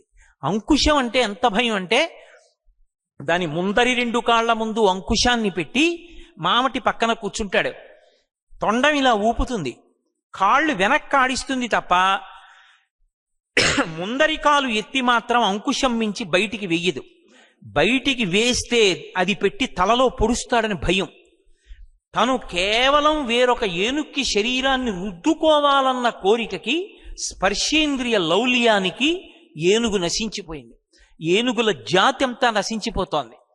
5 ఇంద్రియాలు బలంగా ఉన్నటువంటి మనిషి ఏ శాస్త్రము ప్రమాణంగా లేకపోతే ఉరే నువ్వు పాడైపోతావురా వాటిని ఇలా వాడుకోని చెప్పేవాడు లేకపోతే ఈ 5 ఇంద్రియములను పట్టుకుని మనస్సు లాగేస్తే ఎంత పతనమైపోతాడో, ఎక్కడికి వెళ్ళిపోతాడో, చిట్ట చివరికి ఎలా పాడైపోతాడో, ఇన్ని కోట్ల జన్మలు మళ్ళీ తిరియక్కుగా మారిపోతాడోనని పరమ కరుణామూర్తి అయినటువంటి పరమేశ్వరుడు వేదాన్ని ప్రమాణంగా ఇచ్చాడు. ఇచ్చి ఆచారకాండాన్ని నిర్ణయం చేశాడు. ఒరే నాయనా, మీరు మీకు ఇచ్చిన ఇంద్రియాల్ని ఇలా వాడుకోండి, ఇంద్రియముల యొక్క ఉద్ధతిని ఇలా తగ్గించుకోండి. అందుకే ధర్మము అన్న మాటకు అర్థం ఏమిటంటే కామము అర్థము ఈ రెండిటినీ కూడా, ఈ 2 పొటమరించకుండా ఉండవు. ఈ 2 ప్రతి మనుష్యుని యందు పొటమరించి తీరుతాయి. అవి లేకుండా ఎవరు ఉండడు. కానీ భగవంతుడు చెప్పిన మార్గంలోకి మళ్ళిస్తారు. ఆ మార్గంలోకి మళ్ళితే అది బంధనహేతువు కాదు. ధర్మం ఒక చట్రము. ఆ చట్రములోంచి మీరు వెళ్ళినంత కాలం సురక్షితం. పట్టాల మీద రైలు వెళ్ళినంత కాలం రైలు సురక్షితం. ఆకాశంలో వెళ్ళి క్షేమంగా భూమి మీదకి దిగితే విమానం సురక్షితం. నీటిలోనే ప్రయాణం చేస్తే ఓడ సురక్షితం. ధర్మచట్రంలోకి ఇమిడితే మనం సురక్షితం. ధర్మం ఎవరు చెప్పాలి అంటే వేదం చెప్తుంది. ఇలా బ్రతుకు, స్నానం ఇలా చెయ్యి, నిద్ర ఇలా లే, అన్నం ఇలా తిను, బట్ట ఇలా కట్టుకో, నిద్ర ఇలా నిద్రపో, తాంబూలం ఇలా వేసుకో, ఆశ్రమం ఇలా ఉండు, వర్ణము ఇలా ఉండాలి. అందుకే ధర్మము దేని మీద ఆధారపడుతుంది అంటే వర్ణాశ్రమముల మీద ఆధారపడుతుంది. ధర్మము ఇక దేని మీద ఆధారపడదు. వేదమతమునందు నిర్ద్వందంగా నిర్భయంగా చెప్పవలసిన మాట ఇదే. ఇంకొక మాట చెప్పడం సాధ్యం కాదు. ధర్మము దేని మీద ఆధారపడుతుంది అంటే వర్ణము ఆశ్రమము ఈ రెండిటి మీద ఉంటుంది ధర్మం. అందుకే ఇంత పెద్ద సముద్రం అంత వాంగ్మయం ఎందుకు రావలసి వచ్చిందంటే అసలు ధర్మం అనేటటువంటిది అందరికీ ఒకటి ఎప్పుడూ కానే కాదు. నేను ఒక మాట చెప్పి ఇది ధర్మం అండి అన్నాను అనుకోండి, కానే కాదు. నేను ఇక్కడ కూర్చుంటే నాకో ధర్మం ఉంటుంది, ఈ వేదిక మీదకి ఎక్కాలంటే నాకో ధర్మం ఉంటుంది, ఈ వేదిక మించి దిగేటప్పుడు నాకో ధర్మం ఉంటుంది, అక్కడ కూర్చుంటే మీకో ధర్మం ఉంటుంది, మాట్లాడితే నాకో ధర్మం ఉంటుంది, నేనే వచ్చి శ్రోతగా ఉంటే నాకో ధర్మం ఉంటుంది, నేను ఇంటికి వెళ్ళిపోతే ఒక ధర్మం ఉంటుంది, నా భార్య ముందుంటే ఒక ధర్మం ఉంటుంది. వర్ణము ఆశ్రమము అన్ని ధర్మాలు ఒకలా ఉండవు. ఏ వర్ణము వారి ధర్మము ఆ వర్ణమే. బ్రాహ్మణుని ధర్మము బ్రాహ్మణునిది, వైశ్యుని ధర్మము వైశ్యునిది, క్షత్రియుని ధర్మము క్షత్రియునిది, 4వ వర్ణము వారి ధర్మము 4వ వర్ణము వారిది. ఇందులో మీరొకటి బాగా జ్ఞాపకం పెట్టుకోవాలి, వేదము ఎవరినీ తక్కువ చేసి చూడదు. ఏ ఒక్కరూ కూడా తరించడానికి తలుపులు ముయ్యడం వేదం యొక్క ఉద్దేశ్యము కానే కాదు. ఎవరు ఏది చేసినా చెయ్యమన్నది చేసిన వాళ్ళందరూ తరిస్తారని వేదం ఎలుగెత్తి చాటుతుంది. మీరు కావాలంటే పంచమ వేదమైన మహాభారతం చూడండి. మహాభారతంలో వ్యాసుడు 1కి 10 మార్లు చెప్తాడు. లోక ప్రసక్తులు వచ్చినప్పుడు వర్ణధర్మాల్ని ఎవరు పాటించారో వాళ్ళందరూ ఆయా ఉన్నత లోకాలకి చేరుకుంటారు. అన్ని వేళలా ఒకరి ధర్మాన్ని ఒకరు పట్టుకునే ప్రయత్నం ఎప్పుడూ చెయ్యకూడదు. చాలా మంది ఏమనుకుంటారంటే వేదం బ్రాహ్మణులకు మాత్రమే, బ్రాహ్మణులు పక్షపాతం, బ్రాహ్మణులు ఒక్కళ్లే తరించడానికి అలా ఉంటుంది, మిగిలిన వాళ్ళకి అవకాశం ఇవ్వలేదనుకుంటారు. నేను నిజంగా మీతో వేదంలో బ్రాహ్మణుని యొక్క జీవితం గురించి చెప్పాననుకోండి, నేను ఇలా పుట్టడం ఎంత అదృష్టమో అంటారు మీరు. వేదం చదువుకున్న బ్రాహ్మణుడు కనపడితే నమస్కారం చేసి పరమభక్తితో ఆయన చెప్పినట్లు చేస్తే చాలు, తరించిపోతారు ఒకరు. జీవితాంతం త్యాగమూర్తి అయి వేదం చదువుకున్నందుకు త్రికాలములయందు సంధ్యావందనం చేస్తూ వేదమంత్రాల్ని ఆమ్నాయం చేస్తూ ఎప్పుడు ఆ వేదం ఎలా చెప్పిందో అలాగే బ్రతుకుతూ త్యాగేనైకే అమృతత్వమానసూహయి బ్రాహ్మణుడు బ్రతకడం అంటే అంత తేలికైనటువంటి మాట కాదు. అంత కష్టపడి బ్రతుకుతాడు బ్రాహ్మణుడు. అందుకే ఎవరికి ఏది ధర్మమో అది వాళ్ళకి ధర్మం అని చెప్పింది. అంత వాంగ్మయం ఎందుకు వచ్చిందంటే వర్ణాన్ని బట్టి ధర్మం చెప్పింది, ఆశ్రమాన్ని బట్టి ధర్మం చెప్పింది. ఒకటి ధర్మం ఒకడికి ఉండదు. ధర్మం అనేటటువంటిది ఇది మీరు ధర్మం పట్టుకోండి మీ అందరూ సంతోషంగా ఉంటారన్న మాట అన్వయం అవదు. ఎందుచేత ఒక్క మాట అందరికీ అన్వయం ఎప్పుడూ కాదు. సామాన్య ధర్మములని కొన్ని ఉంటాయి, అవే అన్వయం అవుతాయి. అహింస అది కూడా మళ్ళీ కొందరి దగ్గరికి వెళ్ళేటప్పటికి మారిపోతుంది. మహాభారతంలో మాంసాన్ని అమ్మినటువంటి వ్యక్తి ఒక ఆయన ఉన్నాడు, ఆయనకి వృత్తి రీత్యా ధర్మం అయిపోయింది, అప్పుడు ఆయన్ని దోషం రాలేదు. అది అందుచేతనే ధర్మం అన్నది ఆశ్రమాన్ని బట్టి ఉంటుంది. బ్రహ్మచారి ఉన్నాడు అనుకోండి, బ్రహ్మచారికి ధర్మం వేరు. బ్రహ్మచారిగా ఉన్నంత కాలం ఆయన ధర్మం ఏమి అంటే గురువు గారిని సేవించడం, గురుపత్ని పెట్టిన అన్నం తినడం, అహంకారం అంతటినీ విడిచిపెట్టడం, వేదం చదువుకోవడం.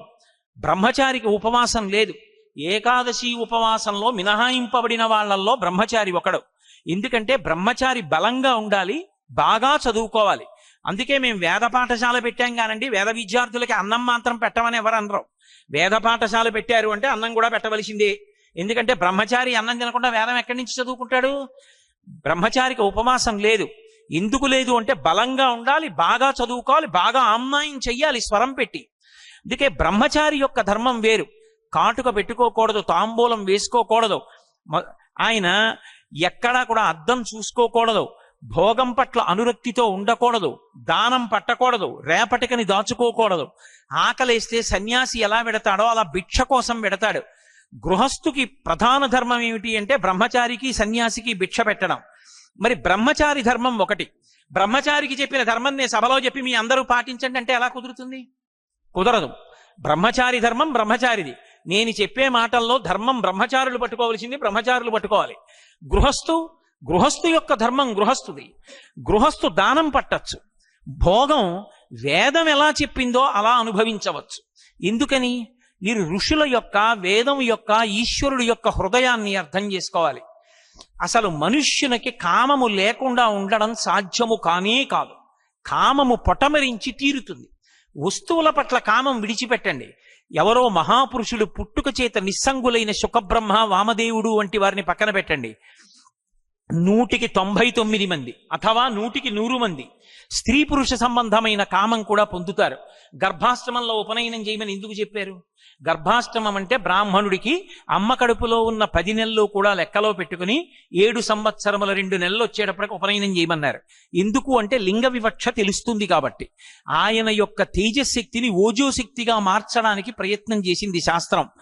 కాబట్టి ఇప్పుడు బ్రహ్మచారికి ఉండేటటువంటి ధర్మం ఒకటి, గృహస్థు దగ్గరికి వచ్చేటప్పటికి ఆయన ఒక వయసు వచ్చిన తరువాత బ్రహ్మచారిలో కామము పొటమరిస్తే బలవంతంగా కామాన్ని తొక్కిపెట్టే ప్రయత్నం చేశారనుకోండి, అది పాము తల మీద కాలు పెడితే కొంతకాలం అయిన తర్వాత బాగుంటుంది, పాము నా కాలు కింద ఉంది కదా నన్నేం చేస్తుంది అనుకుంటాడు. కానీ పడగ మీద కాలు పెట్టి నించున్నవాడు అలాగే నించోలేడు. అది తోక కదుపుతుంది, కాలుని చుట్టుకుంటుంది, బుస కొడుతూ ఉంటుంది, భయపడిపోయి కాలు తీసేస్తాడు. కాలు తీయగానే పాము చేసే మొదటి పని ఏమిటంటే ఏ కాలుతో తొక్కాడో ఆ కాలునే కాటేస్తుంది. ఇంద్రియాల్ని బలవంతంగా తొక్కి పెడితే ఇంద్రియములు కాట్లు వేస్తాయి, మళ్ళీ పతనం అయిపోతాడు. పతనం అయిపోకుండా ఉండడానికి ఆశ్రమము మార్పన్న కట్టు వేస్తారు, కట్టు విప్పరు. కట్టు మీద కట్టు వేస్తే కట్టు జారిపోతుంది.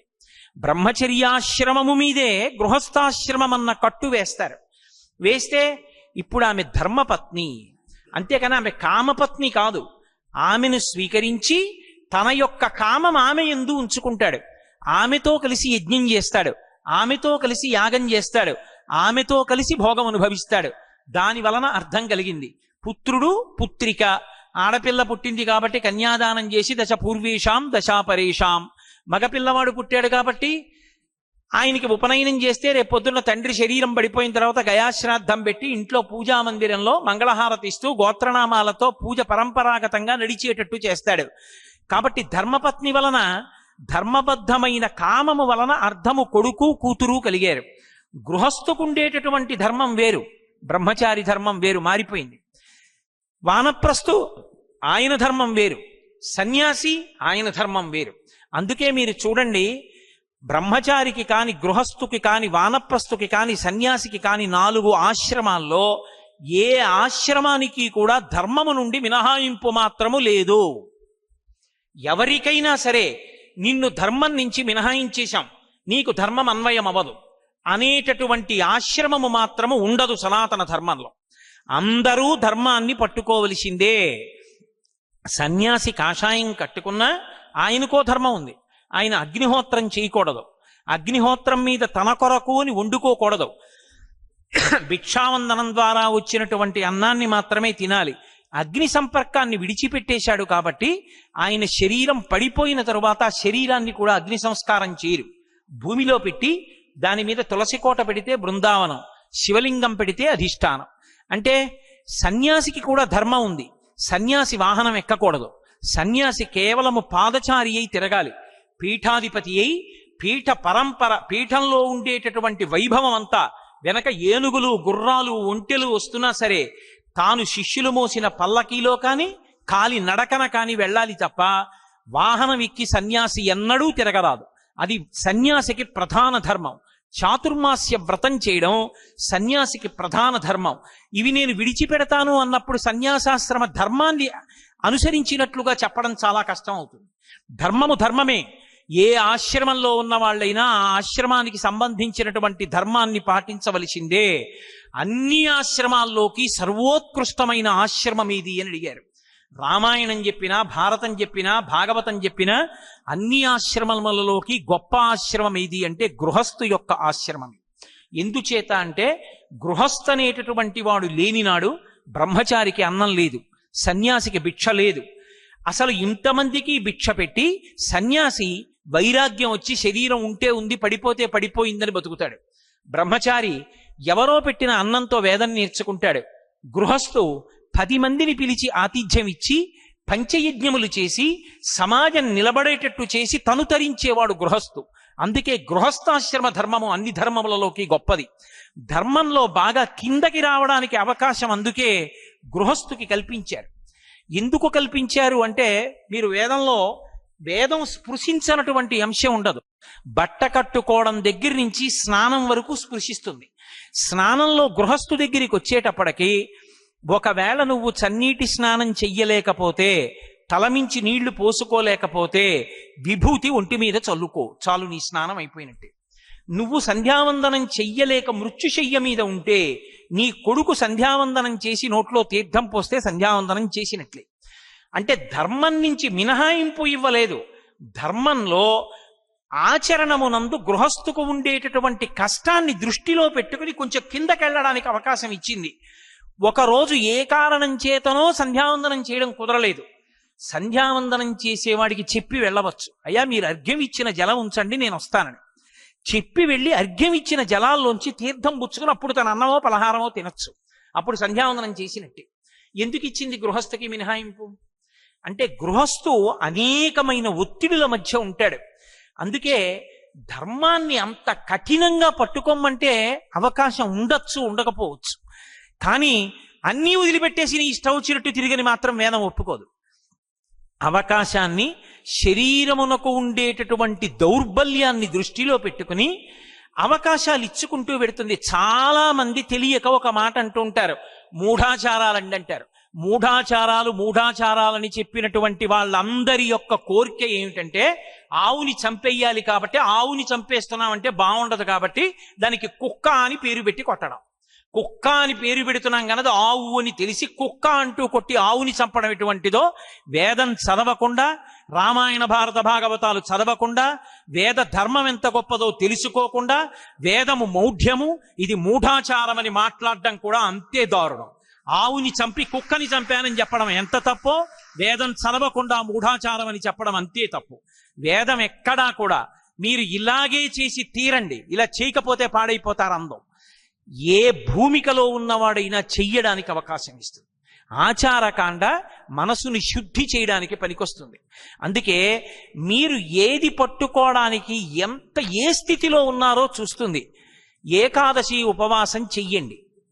ఏకాదశి ఉపవాసం బ్రహ్మచారికొద్దు, కాయి కష్టం చేసేవాడికొద్దు, గర్భిణికొద్దు, అప్పుడే ప్రసవమైనటువంటి తల్లికొద్దు, 80 సంవత్సరములు వయసు దాటినటువంటి వృద్ధునకొద్దు మినహాయింపులు ఇచ్చింది. ఎందుకని?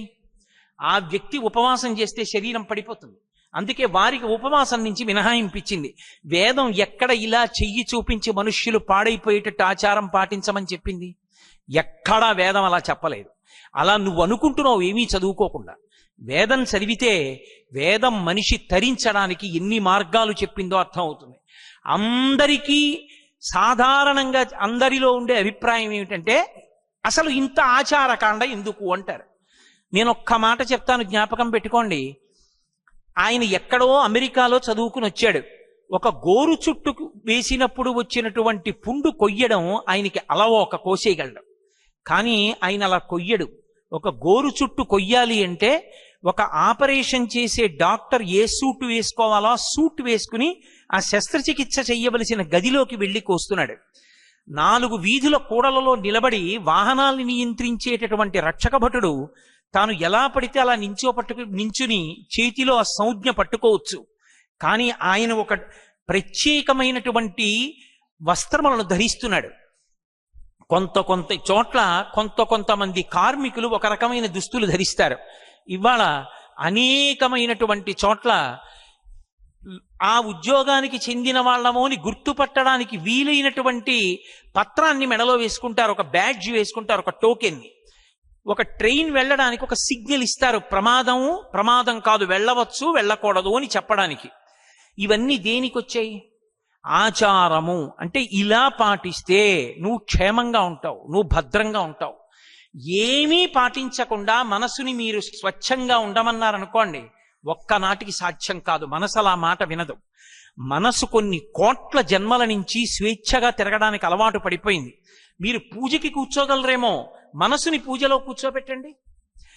ఇలా కూర్చోగానే పూజలో మనసు కూడా కూర్చుందనుకోండి, వాడు యోగి, ఇక వాడికి సాధన అక్కర్లేదు. మనం పూజకు కూర్చుంటాం, పరికరాలన్నీ పెట్టుకుంటాం, కానీ పువ్వు తీసి ఈశ్వరుడి మీద వేస్తుంటే మొదటి నామానికి ఉంటుంది, రెండో నామానికి వెళ్ళిపోతుంది, ఎక్కడికో ఏదో ఆలోచిస్తూ ఉంటుంది. ఆ మనసుని నియంత్రించాలంటే, మనసుని వెనక్కి తీసుకురావాలంటే మనసు ఏ కారణముల చేత బాగా ఉద్వేగాన్ని పొందుతుందో వాటిని నియంత్రిస్తారు. ఒక క్షేమంగా వెళ్ళాలి అనుకుంటే ఒక కారుకి రెండు ఉండాలి. యాక్సిలరేటర్ ఈ కారుకి బాగుంటుందండి, తొక్కితే 120 కిలోమీటర్లు ఎడుతుంది, గంటలో మిమ్మల్ని రాజమండ్రి తీసుకెడతాను కోటేశ్వరరావు అంటే నేను ఎక్కి కూర్చున్నాను అనుకోండి, తొక్కాడు 120 కిలోమీటర్లు ఎడుతోంది, కుక్క అడ్డొచ్చింది, దీనికి బ్రేక్ లేదండి అన్నాడు అనుకోండి, ఏమైనా పనికి వస్తుందా నా ప్రయాణం? కారుకి యాక్సిలరేటర్ ఒకటే కాదు ప్రధానం, బ్రేక్ కూడా ప్రధానం. ఎంత వేగంగా వెడతావో అంత అదుపులో కూడా ఉంచగలిగినది ఒకటి ఉండాలి. ఎంత వేగంగా మనసు వెళ్ళగలగదో దాన్ని భగవంతుడి వైపుకి ఆ వేగాన్ని తిప్పడానికి ఓ పరికరం కావాలి, అది ఆచారకాండ. నేను తెల్లవారుజామున లేచి స్నానం చేశాను, ఈశ్వరుడి కొరకు పూజకి వెళ్ళాలి, నేను ఒక ప్రత్యేకమైన బట్ట కట్టుకున్నాను, ఈశ్వరుడి యందు నా మనసు నిలబడాలి, నేను ఒక పూజా మందిరాన్ని నిర్ణయం చేసుకుని వెళ్ళి ఒక దర్భాసనం మీద కూర్చున్నాను, నా మనసు నిలబడాలి, వేద మంత్రాన్ని విన్నాను, నా నాడులు ఆ సాత్వికమైన గుణం చేత నొక్కబడాలి, ప్రాణాయామం చేశాను, ఊపిరిని నియంత్రించడం వల్ల మనసు నిలబడాలి, మనసు నిలబడింది కాబట్టి భగవదారాధన యందు నేను రమించాలి.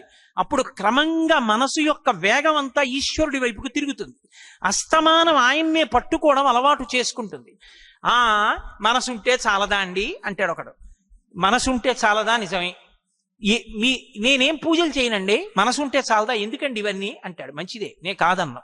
హైదరాబాద్లో నా కొడుకున్నాడు, నేను కాకినాడలో ఉన్నాను, కొత్తపల్లి కొబ్బరి మామిడి పళ్ళు వచ్చాయి, ఎవరో తీసుకొచ్చి బుట్టతో పళ్ళు ఇచ్చారు.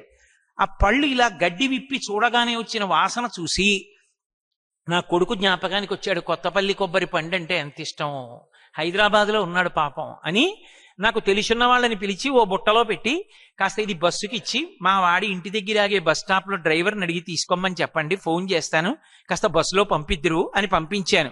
ఏ కొడుకు మీద ప్రేమ ఉంటే చాలదా, మనసు ఉంటే చాలదా, మామిడి పళ్ళు ఎందుకు పంపించావు? కొడుకు విషయంలోకి వచ్చేటప్పటికి మనసు ఉంటే సరిపోలేదు, మామిడి పళ్ళు పంపిస్తావా? ఈశ్వరుడి విషయంలో మాత్రం మనసు ఉంటే చాలదా, ఉపచారాలు ఎందుకా? దాన్ని మెట్ట వేదాంతం అంటారు.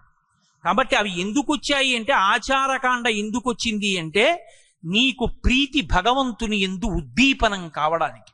అది ఎంత ఉద్దీపనం కావాలి అంటే కష్టంలో సుఖంలో ఎప్పుడైనా భగవంతుడే జ్ఞాపకం వచ్చేటట్టుగా మనసు సత్వగుణంలోకి వెళ్ళాలి అంటే ఆచారకాండ పాటించాలి. ఆచారకాండ పాటించకపోతే మనసుని అలా నిలబెట్టడం అందరికీ సాధ్యమయ్యే విషయం కాదు. ఎక్కడో మహాత్ములు ఉండొచ్చు, ఏ స్థితిలో కూడా భగవంతుణ్ణి ఆరాధించిన వాళ్ళు. అప్పయ్య దీక్షితుల వారని ఒక మహానుభావుడు ఉండేవాడు. ఆయన శిష్యుల్ని పిలిచి చెప్పాడు, ఏమయ్యా నేను పిచ్చెక్కే మందు తాగుతాను, ఆ మందు తాగితే గంట సేపు పిచ్చెక్కుతుంది, నేను లోపలికెడతాను, మీరు బయట తలుపులు తాళం వేసేయండి. ఆ గంట సేపు పిచ్చెక్కినప్పుడు మనసు నా యొక్క వశంలో ఉండదు కదా, వదిలిపెట్టేశాను. ఇప్పుడంటే ఆచారంతో పట్టుకున్నాను, నేను నా మనసు మీద ఎంత అధికారం సంపాదించానో తెలియాలి, దానికి విచ్చలవిడితనం కల్పిస్తానో గంట పిచ్చెక్కేటట్టు. ఆ పిచ్చెక్కినప్పుడు నా మనసు ఏం చేస్తోందో, ఆ మనసు ఏం చెప్తే నేనేం చేస్తున్నానో, గురువు గారు కదా అని మొహమాట పడకండి, నేను ఏం మాట్లాడానో ఏం చేశానో వ్రాయండి, గంట పోయాక పిచ్చి తగ్గిపోతుంది, బయటికి వచ్చి చూస్తానన్నారు. ఆయన పిచ్చెక్కగానే ఒక గంట సేపు ఆ ద్రవ్యాన్ని స్వీకరించినందుకు గంట సేపు పిచ్చెక్కినప్పుడు ఆయన పరమేశ్వరుడి మీద స్తోత్రం చేశారు. ఆ గంట పిచ్చిలో ఆయన చేసినటువంటి స్తోత్రం ఉన్మత్త శతి అని, ఆయన చేసినటువంటిది ప్రత్యేకమైన శ్లోకాలకి దాని పేరే ఉన్మత్త శబ్దంతో వచ్చింది, పిచ్చెక్కినప్పుడు రచించినది అని. అంటే మనసు అంత ఉన్మాదంలో ఉన్నప్పుడు కూడా ఈశ్వరుణ్ణి పట్టుకుంది. అలా పట్టుకోగలగాలి అంటే, మనుష్య జన్మ సార్థక్యం పొందాలి అంటే ఆచారకాండ ధర్మము అవసరం. అందుకే మీరు సమస్త వాంగ్మయాన్ని పిండేస్తే రెండే అక్షరాలు ధర్మం. ఈ ధర్మం ఎక్కడుంటుంది అంటే వేదమునందు ఉంటుంది. ఏ వర్ణం వాడు ఎలా బతకాలి, ఎక్కడ ధర్మం ఎలా ఉంటుంది. ఎందుకంటే మీరు బాగా గుర్తుపెట్టుకోండి, నేను ఇంకా ఇంతకన్నా ఎక్కువ ప్రసంగం అక్కర్లేదు దీని గురించి. నిరంతరం మారిపోయేది ధర్మం. నిరంతరం మారిపోయే ధర్మం ధర్మచట్రంలోకి ఇమిడితేనే కర్మగా ఉండాలి. ఎందుచేత ఈ మాట అంటున్నానంటే, నేను మీతో ఇందాక మనవి చేశా, ఇక్కడ కూర్చుంటే నాది చెప్పే ధర్మం, అక్కడ కూర్చుంటే వినడం ధర్మం. నేను కారు ఎక్కితే డ్రైవర్ నాకన్నా చాలా తెలివైన వాడు, కారుని ఎలా నడపాలో అతనికి తెలుసని నేను కూర్చోవాలి. ఒక మాట చెప్పచ్చు, 2 మాటలు చెప్పచ్చు. 80 కిలోమీటర్ల కన్నా వెళ్ళకాయ వాన పడిందిగా, రోడ్డు తడిచింది అనొచ్చు. అంతేగాని స్టీరింగ్ ఇలా పట్టుకో, ఇలా తిప్పుతోంది, కాళ్ళున్నాయా, యాక్సిలరేటర్ మీద ఉందా, బ్రేక్ మీద ఉందా, ఇన్నన్నాను అనుకోండి, ఉపద్రవం వస్తుంది. అక్కడ అతను పెద్దవాడు, అతను నడుపుతాడు, నీ క్షేమంగా ఉంటాడు. ఎక్కడి ధర్మం అక్కడ. ఇక్కడ ఉపన్యాసం చెప్పినట్టు కారులో డ్రైవర్కి చెప్పాను అనుకోండి, వాడు రాజానగరంలో దిగింటికి గడిపుతాడు. ఎక్కడ ఉండేటట్టు అలా ఉండాలి. నేను రేపు నా కార్యాలయానికి వెళ్ళాను అనుకోండి, నా పై అధికారి కనపడితే మీ అందరూ నాకు నమస్కారం చేయొచ్చు, నేను ఆయనకి ముందు నమస్కారం చేస్తాను. ఎందుచేత అంటే ఆయన విష్ణు స్వరూపం, నాకు అధికారం ఉంది అంటే విష్ణువు. కాబట్టి నాకు ప్రత్యక్షంగా వెంకటాచలంలోని వెంకటేశ్వరుడే అలా కూర్చుని ఉన్నాడు. అయ్యా నమస్కారం అండి అని నా సీట్లో కూర్చుంటాడు. అలా నమస్కారం పెట్టడానికి నా మనసేం తబ్బిబ్బైపోదు. ఏడు ఇంతమందితో నమస్కారం పెట్టించుకున్న వాడిని నేను ఈయనకి నమస్కారం పెట్టడం ఏమిటని నాకేం నలుగుడు ఉండదు. ఎందుకుండదు అంటే ధర్మానుష్ఠానం చేత శాంతిగా ఉంటాను. అక్కడ నేను ఒక స్థాయి, నా పైవాడు కనబడితే నమస్కారం, నా కిందివాడు కనబడితే అతను సక్రమంగా పనిచేయడం ఎలా చెయ్యాలో నేను చెప్తాను. క్షణం మారిపోతుంది ధర్మం. నా భార్య ముందు నించుంటే నాదొక ధర్మం, నా కొడుకు ముందు నించుంటే ఒక మాట మాట్లాడినా నా కొడుకు అది ఆదర్శవంతంగా ఉండాలి. నాన్నగారే ఇలా మాట్లాడతారు, మనం ఎందుకు మాట్లాడకూడదనేలా నేను మాట్లాడకూడదు. నా కూతురు దగ్గర నించుంటే అది రేపు అత్తవారింటికి వెళ్ళిన తరువాత ఎలా ధర్మం పాటించాలో నేను అలా మాట్లాడాలి. నేను వీధిలోకి వస్తే పౌరుణ్ణి కాబట్టి పన్నులు కట్టడంలో, 10 మందితో కలిసిపోయి సహజీవనం చేయడంలో ఒక పౌరుడిగా ధర్మం పాటించాలి. ధర్మం అనేటటువంటిది ప్రతి క్షణం మారిపోతుంది. ప్రతి క్షణం మారిపోయేటటువంటి ధర్మం ఎలా పట్టుకోవాలి, ఎలా ఉండాలని చెప్పగలిగినది వేదం ఒక్కటే. ఒక తండ్రిగా నువ్వు ఎలా ఉండాలో వేదం చెప్తుంది, ఒక తల్లిగా ఎలా ఉండాలో వేదం చెప్తుంది, ఓ కొడుగ్గా ఎలా ఉండాలో వేదం చెప్తుంది, ఓ శిష్యుడిగా ఎలా ఉండాలో వేదం చెప్తుంది, స్నానం ఎలా చెయ్యాలో వేదం చెప్తుంది. అందుకే వేదము సంహితా పాఠము, ఆరణ్యకము, బ్రాహ్మణము అని 3గా వస్తూ ఉంటుంది. సంహితా పాఠము అంటే వేదం అందరూ నేర్చుకుంటారు. సంహిత మంత్రభాగాన్ని ప్రధానంగా సంకలనం చేస్తారు. అది బ్రాహ్మణము అనేటప్పటికీ యజమాని యొక్క క్షేమం కోసం ఒక ప్రత్యేకమైనటువంటి హోమ రూపంలో దాన్ని అనుష్ఠాన పర్యంతంలోకి తీసుకొచ్చినప్పుడు దానికి మార్గదర్శనం చేసేటటువంటి సూచి ఏది ఉంటుందో దాన్ని బ్రాహ్మణం అంటారు. ఆరణ్యకము అని ఒక భాగం. ఆరణ్యకము అన్న భాగాన్ని మీరు చాలా జాగ్రత్తగా అర్థం చేసుకోవాలి. వేదంలో అసలు ఈ వేదంలో చెప్పిన ధర్మం పాటించడం కానీ, వేదాన్ని పట్టుకోవడం కానీ, ఈ ధర్మానుష్ఠానం కానీ దేని కొరకు అంటే కేవలం పుణ్యం కోసం కాదు. కేవలం పుణ్యం సాధించుకున్నారనుకోండి, పర్వతాలంత పుణ్యం సాధించేశారు. దాన్ని చాలా వేగంగా ఖర్చు పెట్టించడం పరమేశ్వరుడికి తెలుసు. ఒక రాష్ట్రపతిని చేసి 5 ఏళ్ళు కూర్చోబెట్టాడు అనుకోండి, 1000 జన్మల పుణ్యం పోతుంది. ఎందుకంటే అంత పెద్ద భవంతిలో ఉన్నందుకు, అన్ని గుర్రాల రథం ఎక్కినందుకు, అంత రక్షణ కల్పించుకున్నందుకు, ప్రథమ పౌరుడు అనిపించుకున్నందుకు ఈ గౌరవాల్లో పోతుంది. అదే ఆరణ్యకము అన్న మాటకు అర్థం ఏమిటంటే ఆ మంత్రభాగాన్ని పరిశీలనం చేసి, అందుకే అరణ్యంలో కూర్చుంటాడు ఋషి, ఏకాంతమునందుండి బాగా మననం చేసి అందులో ఉన్నటువంటి విషయాన్ని గురించి బాగా ఆలోచించి దాన్ని జ్ఞానంగా పరిణితిలోకి తెచ్చుకుంటాడు. అలా తెచ్చుకునేటటువంటి ప్రక్రియ చేత చిత్తశుద్ధి కలుగుతుంది. ఈ చిత్తశుద్ధి జ్ఞానం పొందడానికి కారణమవుతుంది.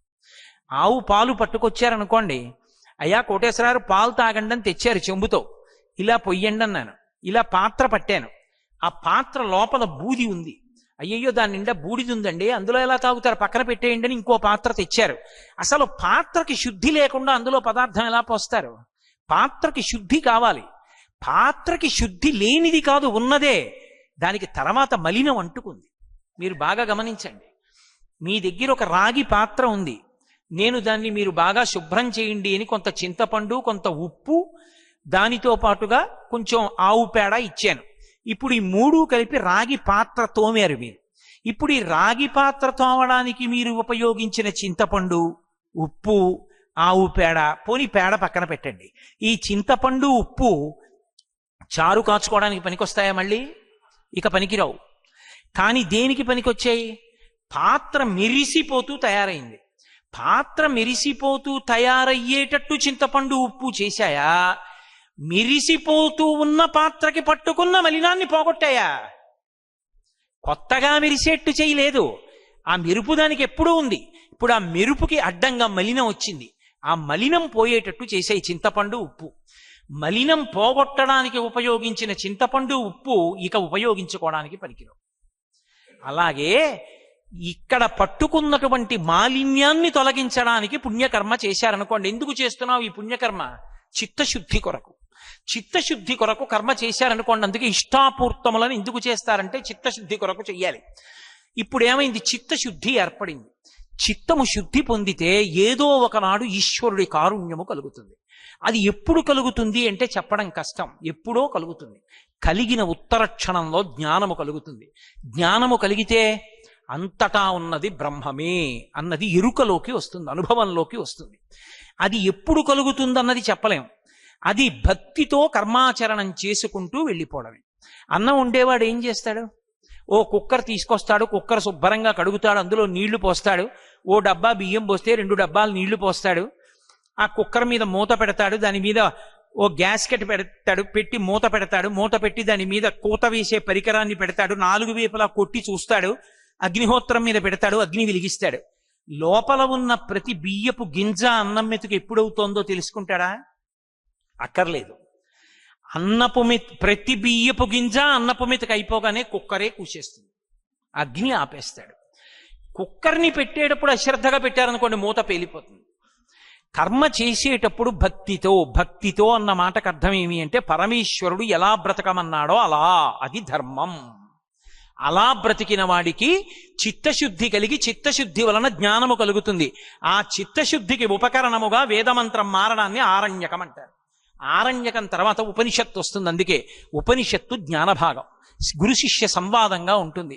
అటువంటి వేదము సమస్తమునకు ఆలవాలం. ఇహమునందు సుఖానికి కానీ, పారలౌకిక సుఖానికి కానీ, జ్ఞానానికి కానీ, పునర్జన్మ లేకుండా ఉండడానికి కానీ, వర్ణాశ్రమ ధర్మాన్ని పాటించడానికి కానీ, జీవితాన్ని శాంతియుతంగా ఉంచుకోవడానికి కానీ, అందరూ వేదాన్ని నమ్మి బ్రతికారనుకోండి, ఎవరి జోలికి వెళ్ళరు. అందరూ వేదధర్మాన్నే పాటిస్తే వేరొకడికి ఉపకారం ప్రత్యేకం అక్కర్లేదు. పరమ ప్రశాంతంగా, పరమ శాంతియుతంగా అయిపోతుంది జీవితం. కృష్ణదేవరాయల వారు ఆముక్తమాల్యద రాస్తూ ఒక మాట అన్నాడు. ఏదో ఎంత చమత్కారంగా చెప్పాడంటే ధర్మం అన్న మాటని, అక్కడ బాతుల్ని తీసుకెళ్లి నది ఒడ్డున పెట్టి ఓ చిన్న తడిక కడతారు. చిన్న దడి ఓ ఇంత ఎత్తు ఉంటుంది. అవి దూకి వెళ్ళవు, బాతులు వదిలేస్తారు అందులో. ఓ బాతు వెళ్ళి ఒక్క బాతు ఎందుకో తడికి దూకేసి పడుకుంది. ఆ కాలవ గట్టున వెళ్ళిపోతున్నాడు ఒక రైతు. ఆయన అనుకున్నట్ట, అరే రే, ఎవరో పంతులు గారు తెల్లవారకట్ట నదిలో స్నానం చేశాడు. నదిలో స్నానం చేసి ఆ తడి బట్ట విప్పేసి పొడి బట్ట కట్టుకుంటాడు. అంటే అందులో ఎంత ధర్మం ఉంది? స్నానం చేసేటప్పుడు ఒంటి మీద బట్ట లేకుండా స్నానం చేయకూడదు. వేదంలోనే ఉంది ఆ మాట. సూర్యుని యొక్క కిరణములయందే మలినము, వాయువు, నీరు, అగ్ని 4 ఉంటాయి. ధర్మానుష్ఠానం లోకంలో తగ్గిపోతే అగ్నితో కూడుకున్న వర్షం పడుతుంది అని ఉంది వేదంలో. మెరుపులు, ఉరుములు, పిడుగులు ఎక్కువ పడతాయి. కాకుండా ధర్మాన్ని అందరూ పాటిస్తే వర్షం పడుతుంది. వ్యక్తుల యొక్క ఆయుర్దాయం ఎందుకు తొందరగా తగ్గిపోతుంది అంటే వేదం చెప్పింది, ఒంటి మీద బట్ట లేకుండా స్నానం చేస్తే నీటి యందు ఉన్న అగ్ని రోగ రూపంలో దహించేస్తుంది అవతలవాడి శరీరాన్ని. నీటి యొక్క అధిదేవత వరుణుడు. జలాధిదేవత అయిన వరుణుని పట్ల అపచారమే దిగంబర స్నానం చెయ్యడం. ధర్మాన్ని ధర్మంగా పాటించాలి. బ్రాహ్మణుడు స్నానం చేశాడంటే లోకానికి ధర్మం చెప్పవలసిన వాడు. ఆయన స్నానం అంటే తల మునక వేసేటట్టుగా చెయ్యాలి, చెంబుతో నీళ్లు తీసిపోసుకోవడం కాదు. అందుకని నదికి వచ్చి స్నానం చేశాడు. తడి బట్ట వదిలేశాడు, పొడి బట్ట కట్టుకున్నాడు. ఇప్పుడు ఈ తడి బట్టను ఏం చేస్తాడు? ముద్ద కింద పడుతుంది. అది కింద పడిన ముద్ద కింద పడిన బట్ట తీసి జాడించుకుని పట్టుకుపోతాడు. ఎవరో ఒక ఆయన మరిచిపోయి వెళ్ళిపోయాడు. ఆ తెల్లటి బట్ట పంచి అక్కడ ఉండిపోయింది. ఆ వెళ్ళిపోతున్నటువంటి రైతు చూశాడు, అరే రే, అగ్రహారంలో పంతులు గారు ఎవరో స్నానం చేసి బట్ట విడిచిపెట్టేశారు. కాబట్టి ఇప్పుడు నేను ఆ బట్ట పట్టుకెళ్ళి ఆయనకి ఇచ్చేయాలి. అగ్రహారానికి పెట్టుకెళ్ళి, అయ్యా పంతులు గారు ఎవరిది పంచ అని అడిగితే ఎవరో ఒకరు గుర్తుపడతారు అని గబగబా పంచ పంతులు గారిది అనుకుని వచ్చి పట్టుకోబోయాడు. అది బాతు కదిలిపోయింది అన్నారు కృష్ణదేవరాయలు. అంటే ఒక బాతుని అడ్డుపెట్టి, పడుకున్న బాతును అడ్డుపెట్టి ఆముక్తమాల్యద కాలం నాడు ధర్మం ఎలా ఉందో చెప్పాడు కృష్ణదేవరాయల వారు. వేద ధర్మాన్ని చూపిస్తారు. అది రచన చెయ్యగలిగినటువంటి వాడికి వేదమునందు అనురక్తి ఉండాలి, వేదము తెలిసినవాడయి ఉండాలి. విశ్వనాథ సత్యనారాయణ గారి చెలియలి కట్ట అని పుస్తకం రాశారు. అంతా వేద ధర్మమే, సాంఘిక నవలలా ఉంటుంది. కానీ అసలు ఏకపత్ని వ్రతం అంటే ఏమిటో మీరు చెలియలి కట్ట పుస్తకం చదవాలి. అలాగే 1000 పడగలు రాశాడు మహానుభావుడు, సహస్ర ఫండ్. అది వేద ధర్మం, 1000 పడగలు. అద్భుతమైనటువంటి సాంఘిక నవల. కానీ అది ఉన్నదంతా వేదధర్మమే అందులో. కాబట్టి వేదంలో ఉన్న విషయాన్నే చెప్తారు. ఎక్కడ ఏది ధర్మమో ఆ ధర్మమును పాటించడం అంటే వేదము తెలుసుకుంటేనే. వేదము తెలియనప్పుడు స్మృతి, పురాణము, శిష్టాచారము, అంతరాత్మ ఇవి పట్టుకున్ననాడు చేసిన ప్రతి పని ధర్మచట్రంలోకి ఇముడుతోందో లేదో చూసుకున్ననాడు. ధర్మచట్రంలోకి ఇమిడిందా నువ్వు నిచ్చెన పైకెక్కావు, ధర్మచట్రంలోకి ఇమడలేదా కిందకి దిగావు. ఒక్కటే గుర్తు, తాటిని ఇలా తిప్పితే కట్టేశాను, అదే తాటిని ఇలా తిప్పితే విప్పేశాను. ధర్మచట్రంలోకి విప్పితే బంధనాల నుంచి విడిపడుతున్నావు, ధర్మచట్రంలోకి ఇమడని పనులు చేస్తే బంధనాల్లో ఇరుక్కుంటున్నావు, కట్టబడుతున్నావు. చెయ్యడం ప్రధానం కాదు, ఎలా చేస్తున్నావు ప్రధానం. ఎలా చేస్తున్నావో అలా చెయ్యాలంటే వేదాన్ని చదువుకోవాలి. లేదా ఇటువంటి వేద పండితులు కనపడ్డప్పుడు వాళ్ళకి నమస్కరించి అడగాలి. స్మృతి పురాణ గ్రంథములను చదువుకోవాలి. అంత గొప్ప వేదం. అందుకే ఆ వేదం అనుశ్రుతంగా ఎప్పుడూ అలా పరంపరాగతంగా వెడుతూనే ఉండాలి. ఆ వేదశాస్త్ర పరిషత్తులు ప్రత్యేకంగా శ్రావణ మాసంలో ఈ సభలు చేసి వేద పండితులందరూ ఇళ్లకి కూడా వస్తుంటారు. ఎందుకంటే శ్రావణ మాసం అంతా వర్షాలు ప్రారంభమవుతాయి. లక్ష్మీకారకమైనటువంటి నెల, విష్ణు సంబంధమైనటువంటి నెల. విష్ణువు స్థితికారుడు. బ్రతకాలి అంటే విష్ణువు యొక్క అనుగ్రహం. అందుకని ఈ శ్రావణ మాసంలో వేదం విష్ణువు యొక్క స్థానం కనుక వేద పండితులు కూర్చుని వేదం చదివినా, వేదం విన్నా, మన ఇంటికి వచ్చినప్పుడు మనం ఆహ్వానించి వారిని కూర్చోపెట్టి వారొక్క పన్నం చదివితే సంతోషపడి మనకున్న దాంతో వారిని సత్కరించిన వారి ఆశీర్వచనం మనని రక్షిస్తుంది. అందుకే శ్రావణ మాసంలో వేదశాస్త్ర పరిషత్తులు జరగాలి అని పెద్దలు నిర్ణయం చేశారు. అంత గొప్ప వేదశాస్త్ర పరిషత్తు శ్రావణ మాసంలో. అందున